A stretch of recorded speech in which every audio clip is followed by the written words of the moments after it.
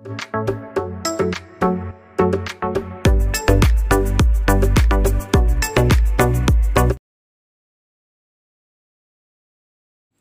Morning, ഏവർക്കും study Nifty മലയാളത്തിൻ്റെ daily market ന്യൂസിലേക്ക് സ്വാഗതം. ഇന്ന് ഏപ്രിൽ 23 വ്യാഴാഴ്ചയാണ്.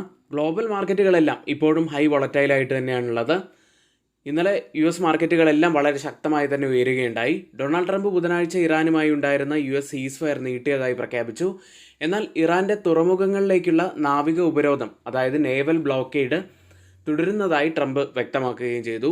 ഡൊണാൾഡ് ട്രംപ് ഇറാനുമായി സീസ് ഫയർ അനിശ്ചിതമായി നീട്ടിയെന്നും അതേസമയം നാവിക ഉപരോധം തുടരുമെന്നും പ്രഖ്യാപിച്ചതിന് പിന്നാലെയാണ് ഈ ആക്രമണം ഉണ്ടായത്. ഓയിൽ പ്രൈസുകൾ ഉയർന്നു. ബ്രന്റ് ഇന്നലെ $100 മുകളിലായി ക്ലോസ് ചെയ്യുകയും ചെയ്തു. നിഫ്റ്റി ഇന്നലെ 24,500 ഹോൾഡ് ചെയ്യാൻ സാധിക്കാതെയാണ് ഇടിഞ്ഞത്. ഇനി ഗ്ലോബൽ മാർക്കറ്റുകളിലേക്ക്. സീസ് ഫയർ എക്സ്റ്റെൻഡ് ചെയ്തതോടെ ഇന്നലെ US മാർക്കറ്റുകളെല്ലാം വളരെ ശക്തമായിട്ടാണ് ക്ലോസ് ചെയ്തിട്ടുള്ളത്. കൂടാതെ S&P 500ഉം നാസ്ഡാക്കും പുതിയ റെക്കോർഡ് ഹൈ ടച്ച് ചെയ്തു. കൂടാതെ യുദ്ധവിരാമ ചർച്ചകൾ അടുത്ത 2 മുതൽ 3 ദിവസത്തിനുള്ളിൽ വീണ്ടും ആരംഭിക്കാൻ സാധ്യതയുണ്ട് എന്ന് റിപ്പോർട്ടുകൾ സൂചിപ്പിക്കുന്നു. ഇന്നലെ US കൂടുതൽ നേട്ടമുണ്ടാക്കിയത് S&P ടെക്നോളജി ഇൻഡെക്സ് ആയിരുന്നു. 2.31% ഉയർന്നു. US ലിസ്റ്റ് ചെയ്ത ഇന്ത്യൻ കമ്പനികളുടെ പ്രകടനം നോക്കിക്കഴിഞ്ഞാൽ ഇൻഫോസിസ് 4% ഇടിവുണ്ടാക്കി. വിപ്രോ 0.94% ഇടിഞ്ഞു. ബാങ്കിങ് സൈഡിൽ ICICI ബാങ്ക് 0.89% ഇടിഞ്ഞപ്പോൾ HDFC ബാങ്ക് 1% ഇടിവാണ് ഉണ്ടാക്കിയത്. ഡോക്ടർ റെഡ്ഡി ലബോറട്ടറീസ് 0.5% നേട്ടത്തിലും ക്ലോസ് ചെയ്തു. ഇപ്പോൾ ഓപ്പൺ ചെയ്തിരിക്കുന്ന ഏഷ്യൻ മാർക്കറ്റുകളിലേക്ക്. ജപ്പാൻ മാർക്കറ്റ് നിക്കി 0.63% നേട്ടത്തിലും കോസ്പി മാർക്കറ്റ് 2.09% നേട്ടത്തിലുമാണ് ട്രേഡ് ചെയ്യുന്നത്. ഗിഫ്റ്റ് നിഫ്റ്റി ഇപ്പോൾ ട്രേഡ് ചെയ്യുന്നത് 24,207 എന്ന നിലയിൽ 157 പോയിന്റ്സ് ഇടിഞ്ഞാണ്. അതായത് ഇപ്പോൾ സമയം 7 മണിയാണ്. ഇപ്പോഴത്തെ ഈ ഒരു നില വെച്ച് നിഫ്റ്റിയിൽ ഏകദേശം 65 പോയിന്റ്സിൻ്റെ ഒരു ഗ്യാപ് ഡൗൺ ഓപ്പണിങ്ങിനാണ് സാധ്യതയുള്ളത്. ഇനി സ്റ്റോക്കുകളിലേക്ക് വന്നാൽ പ്രധാനപ്പെട്ട ഒരു വാർത്തയുള്ളത് ജിയോ ഫിനാൻഷ്യൽ സർവീസസുമായി ബന്ധപ്പെട്ടതാണ്. ജിയോ ഫിനാൻഷ്യൽ സർവീസസും അലയൻസ് ഗ്രൂപ്പും ചേർന്ന് ഇന്ത്യയിൽ ജനറൽ ഇൻഷുറൻസ് മേഖലയിൽ 50:50 സംയുക്ത സംരംഭം JV ആരംഭിക്കാൻ കരാറിൽ ഒപ്പുവെച്ചു. 3.36 ലക്ഷം കോടി രൂപ മൂല്യമുള്ള നോൺ ലൈഫ് ഇൻഷുറൻസ് മാർക്കറ്റിലേക്കാണ് ഈ സംരംഭം പ്രവേശിക്കുന്നത്. ജിയോ ഫിനാൻഷ്യൽ സർവീസിന് വളരെയേറെ വലിയൊരു വാർത്ത തന്നെയാണിത്. കാരണം ജിയോയുടെ വലിയ ഉപഭോക്തൃ അടിത്തറ ഉപയോഗിച്ച് ഇൻഷുറൻസ് കൂടുതൽ എളുപ്പത്തിലാക്കാൻ ഇതുവഴി കഴിയും. ഓൺലൈൻ വഴി സാധാരണ ആളുകളിലേക്ക് ഈ ഇൻഷുറൻസ് എത്തിക്കാനും ഇവർക്ക് കഴിയും. അലയൻസ് ഗ്രൂപ്പിൻ്റെ ഇന്ത്യയിലേക്കുള്ള ഒരു റീ എൻട്രി കൂടിയാണിത്.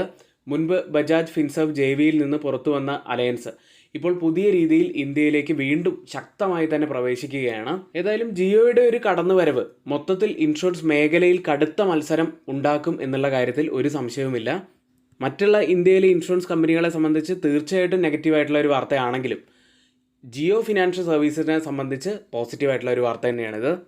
ഇനി ആരെങ്കിലും നമ്മുടെ ഈ വീഡിയോയ്ക്ക് ലൈക്ക് ചെയ്യാൻ മറന്നു പോയിട്ടുണ്ടെങ്കിൽ ദയവ് ചെയ്ത് ആ ലൈക്ക് ബട്ടൺ ഒന്ന് ക്ലിക്ക് ചെയ്യുക. ചാനൽ സബ്സ്ക്രൈബ് ചെയ്യാത്തവർ ഇപ്പോൾ തന്നെ ചാനൽ സബ്സ്ക്രൈബ് ചെയ്യുക. പ്രധാനപ്പെട്ട കമ്പനികളുടെ റിസൾട്ട് വന്നൊരു ദിവസമാണ്. SBI ലൈഫ് ഇൻഷുറൻസ് കമ്പനിയാണ് ആദ്യത്തേത്. പ്രോഫിറ്റിൽ 1.1% വർധനവ് മാത്രമാണ് ഇയർ ഓൺ ഇയറിൽ രേഖപ്പെടുത്തിയത്. 804.6 കോടി രൂപയിലാണ് പ്രോഫിറ്റ് ഉള്ളത്. നെറ്റ് പ്രീമിയം ഇൻകത്തിൽ 16% വർധനവ് വന്നു.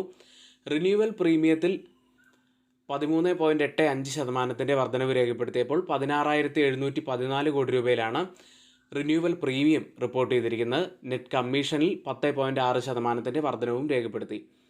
അടുത്തത് മികച്ച റിസൾട്ടുമായി പുറത്തു വന്നത് ട്രെൻഡ് ആയിരുന്നു. നെറ്റ് പ്രോഫിറ്റിൽ 32.6% വർധനവ് വന്നു. 413.1 കോടി രൂപയിലാണ് പ്രോഫിറ്റ് ഉള്ളത്. റവന്യൂവിൽ 19.2% വർധനവ് രേഖപ്പെടുത്തി. 5,028 കോടി രൂപയിലാണ് റവന്യൂ ഉള്ളത്.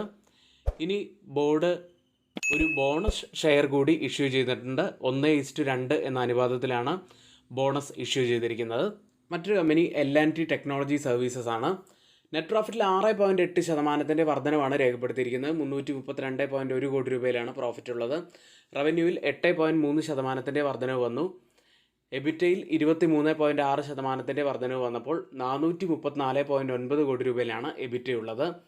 ബോർഡ് ഫൈനൽ ഡിവിഡൻഡായി 40 രൂപയാണ് പ്രഖ്യാപിച്ചത്. അടുത്തത് ഒറാക്കിൾ ഫിനാൻഷ്യൽ സർവീസ് സോഫ്റ്റ്വെയർ ആണ്. മികച്ച റിസൾട്ട് തന്നെയാണ്. പ്രോഫിറ്റിൽ 30.7% വർധനമാണ് വന്നിരിക്കുന്നത്. 841.7 കോടി രൂപയിലാണ് പ്രോഫിറ്റ് ഉള്ളത്. റവന്യൂവിൽ 20.3% വർധനവ് വന്നു. 2,065.2 കോടി രൂപയിലാണ് റവന്യൂ ഉള്ളത്. ബോർഡ് ഫൈനൽ ഡിവിഡൻഡായി 17 രൂപ 50 പൈസയാണ് പ്രഖ്യാപിച്ചത്. മറ്റൊരു കമ്പനി ഡെൽറ്റ കോർപ്പാണ്. നെറ്റ് പ്രോഫിറ്റിൽ 90% ഇടിവാണ് രേഖപ്പെടുത്തിയിരിക്കുന്നത്. ഒരു മോശം റിസൾട്ട് തന്നെയാണത്. 16.45 കോടി രൂപയിലാണ് പ്രോഫിറ്റ് ഉള്ളത്. റവന്യൂവിൽ 11.7% ഇടിവ് വന്നിരിക്കുന്നു. 161.3 കോടി രൂപയിലാണ് ഇപ്പോൾ റവന്യൂ രേഖപ്പെടുത്തിയിരിക്കുന്നത്. എക്സ്പോണൻഷ്യൽ ലോസായി രേഖപ്പെടുത്തിയത് 5.51 കോടി രൂപയാണ്. ബോർഡ് സെക്കൻഡ് ഇൻട്രീം ഡിവിഡൻഡായിട്ട് 270 രൂപയാണ് പ്രഖ്യാപിച്ചത്. അടുത്ത ഇൻഫോസിസ് എന്ന കമ്പനിയാണ്. ഇൻഫോസിസും ഓപ്പൺ എയുമായി സ്ട്രാറ്റജിക് സഹകരണം പ്രഖ്യാപിച്ചു. ഓപ്പൺ എയുടെ അഡ്വാൻസ് എ മോഡലുകളും കോഡക്സ് പോലുള്ള പ്രൊഡക്റ്റുകളും ഉപയോഗിച്ചാണ് മോഡേണൈസേഷനും മെച്ചപ്പെടുത്തലും ലക്ഷ്യമിടുന്നത്. മറ്റൊരു കമ്പനി ഭാരത് ഇലക്ട്രോണിക്സ് ലിമിറ്റഡ് ആണ്. 569 കോടി രൂപ വില വരുന്ന പുതിയ ഓർഡർ കമ്പനി നേടിയിരിക്കുന്നു. ഇന്ന് റിസൾട്ട് വരുന്ന പ്രധാനപ്പെട്ട കമ്പനികളുടെ പേര് മാത്രമെന്ന് പറയാം. Infosys, Tata capital, Aditya Birla sun life, Adani energy, blue stone jewellers, automotive, CAE automotive India, Cyient India energy exchange, Mahindra logistic, sterling and Wilson renewable energy, Tata tele services, union bank of India, UTI asset management company തുടങ്ങിയവയാണ്. ഇന്നലെ FISഉം DISഉം സെല്ലിങ്ങിലേക്ക് പോയൊരു ദിവസമായിരുന്നു. FIS 2078 കോടി രൂപയ്ക്ക് cash മാർക്കറ്റിൽ cell ചെയ്തപ്പോൾ DIS 1048 കോടി രൂപയ്ക്കാണ് സെല്ല് ചെയ്തത്. ഇന്ന് നിഫ്റ്റിയിലും ബാങ്ക് നിഫ്റ്റിയിലും ശ്രദ്ധിക്കേണ്ട പ്രധാനപ്പെട്ട കുറച്ച് കാര്യങ്ങളിലേക്ക് വരാം. നിഫ്റ്റി നമ്മൾ പറഞ്ഞു ഇന്നലെ ഇടിഞ്ഞാണ് ക്ലോസ് ചെയ്യുന്നത്. 24,378-ൽ 199 പോയിൻറ്റ്സാണ് ഇടിഞ്ഞത്. നിഫ്റ്റിയെക്കുറിച്ച് പറയുകയാണെങ്കിൽ നമ്മൾ 2-3 ദിവസങ്ങളായിട്ട് പറയുന്ന ഒരു കാര്യമാണ്. അപ്സൈഡിലെ ഈ ഒരു റെസിസ്റ്റൻസ് ഏരിയ വളരെ പ്രധാനപ്പെട്ടതാണ്. അതുകൊണ്ട് തന്നെ ഇവിടെ ടച്ച് ചെയ്തിട്ട് തന്നെയാണ് നിഫ്റ്റി ഇന്നലെയും ക്ലോസ് ചെയ്തിട്ടുള്ളത്. 24,420 മുതൽ 24,575 വരെയുള്ള ഈ ഒരു സോണിൽ കഴിഞ്ഞ 2 ദിവസമായിട്ട് ഒരു റെസിസ്റ്റൻസ് ഏരിയ ആയിട്ട് ആക്ട് ചെയ്യുന്നുണ്ട്. ഏതായാലും ഇവിടെ ഒരു കൺസോൾട്ടേഷനുള്ള സാധ്യതകളുണ്ട്.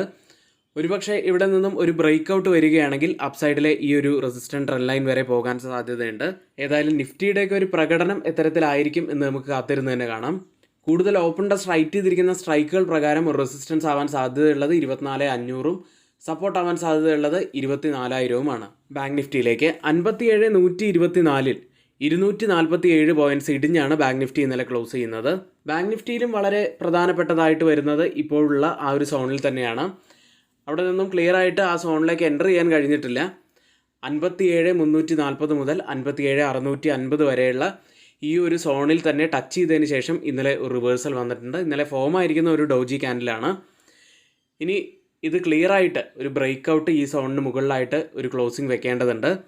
അല്ലെങ്കിൽ ഒരുപക്ഷെ ഡൗൺ സൈഡിൽ പ്രധാനപ്പെട്ടതായി മാറാൻ സാധ്യതയുള്ളത് 56,120-ഉമാണ്. നിഫ്റ്റിയും ബാങ്ക് നിഫ്റ്റിയും സംബന്ധിച്ചിട്ടുള്ള ഏറ്റവും പ്രധാനപ്പെട്ട കുറച്ച് കാര്യങ്ങളാണ് നമ്മളിവിടെ പറഞ്ഞു പോയത്. ഇന്നിവിടെ നമ്മൾ പറഞ്ഞ എല്ലാ കാര്യങ്ങളും ഏറ്റവും ഓതറൈസ്ഡ് ആയിട്ടുള്ള സൈറ്റുകളായ money control, mint, Reuters, CNBC, financial express തുടങ്ങിയ മാധ്യമങ്ങളിൽ നിന്നാണ് എടുത്തിരിക്കുന്നത്. മറ്റുള്ളവയെല്ലാം നമ്മുടെ വ്യൂസ് മാത്രമാണ്. ഒരിക്കലും റെക്കമെൻഡേഷൻ അല്ല, നിങ്ങളുടെ എഡ്യൂക്കേഷണൽ പർപ്പസിന് വേണ്ടി മാത്രമാണ് ഷെയർ ചെയ്യുന്നത്. എങ്കിൽ ഇന്നത്തെ ഈ വീഡിയോ ഇവിടെ പൂർത്തിയാവുന്നു. ഏവർക്കും നന്ദി.